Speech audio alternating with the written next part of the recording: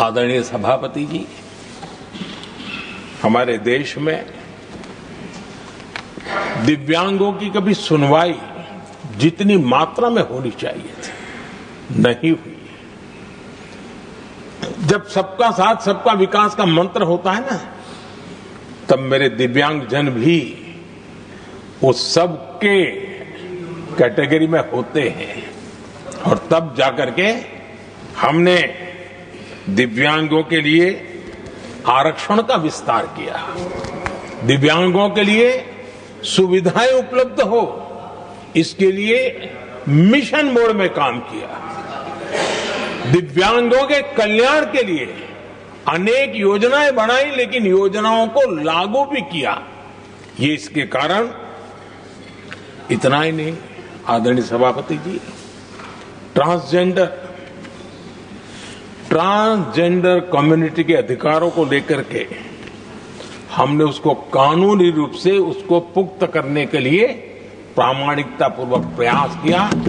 सबका साथ सबका विकास के मंत्र को हम कैसे जीते हैं, ये हमने समाज के उस उपेक्षित वर्ग की तरफ भी हमने बड़ी संवेदना के साथ देखा। आदरणीय सभापति जी, भारत की विकास यात्रा में नारी शक्ति के योगदान को कोई नकार नहीं सकता है, लेकिन उनको अगर अवसर मिले और वो नीति निर्धारण का हिस्सा बने तो देश की प्रगति में और गति आ सकती है। और इस बात को ध्यान में रखते हुए हमने ही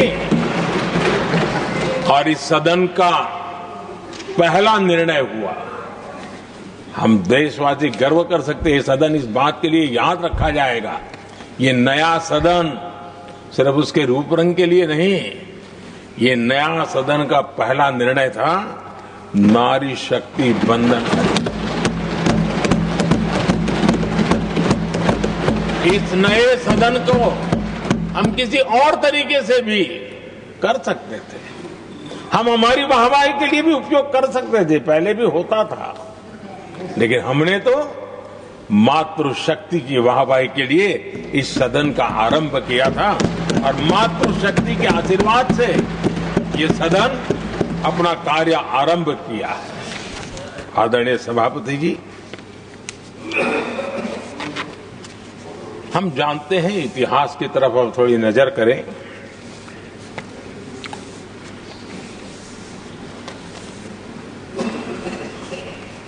यानी मैं कह रहा हूं इसलिए नहीं, बाबा साहब आंबेडकर के साथ कांग्रेस को कितनी नफरत रही थी, उनके प्रति कितना गुस्सा था और किसी भी हालत में बाबा साहब की हर बात के प्रति कांग्रेस चिढ़ जाती थी और इसके सारे दस्तावेज मौजूद है। और इस गुस्से को दो बार बाबा साहब को चुनाव में पराजित करने के लिए क्या कुछ नहीं किया गया।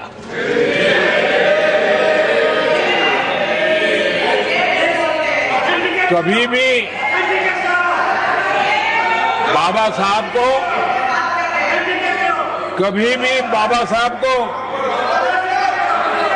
भारत रत्न के योग्य नहीं समझा गया।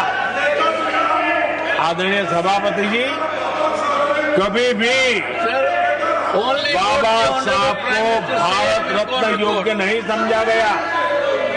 इतना ही नहीं, आदरणीय सभापति जी, इस देश के लोगों ने बाबा साहब की भावना का आदर किया, सर्व समाज ने आदर किया और तब आज मजबूरन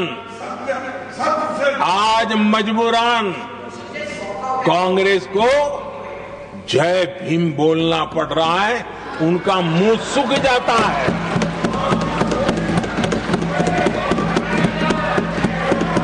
और आदरणीय सभापति जी, ये कांग्रेस भी रंग बदलने में बड़ी माहिर लग रही है। कितनी तेजी से अपना नकाब बदल देते हैं, ये इसमें साफ साफ नजर आ रहा है। आदरणीय सभापति जी, आप कांग्रेस का अध्ययन करेंगे तो कांग्रेस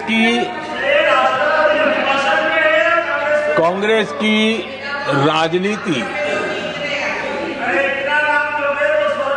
जैसे हमारा मूल मंत्र रहा सबका साथ सबका विकास, वैसा उनका हमेशा रहा कि दूसरे की लकीर छोटी करना।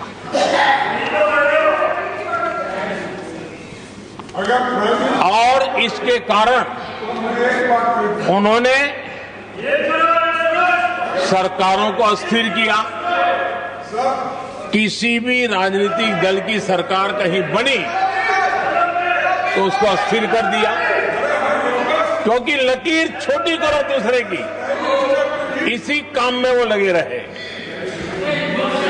और ये जो उन्होंने रास्ता चुना है ना, औरों की लकीर छोटी करने का, लोकसभा के बाद भी जो उनके साथ थे वो भी भाग रहे हैं, क्योंकि उनको पता चला ये तो हमें भी मार डालेंगे।